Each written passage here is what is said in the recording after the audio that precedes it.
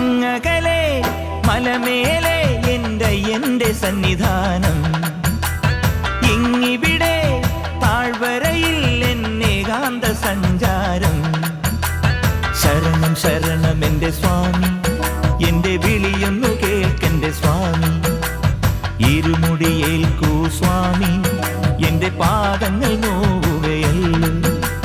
കാടിന്നിരുൾ മുടിയാകെ മലങ്കാറ്റേ തുലയുകയാ, കാട്ടാനകളുടെ methi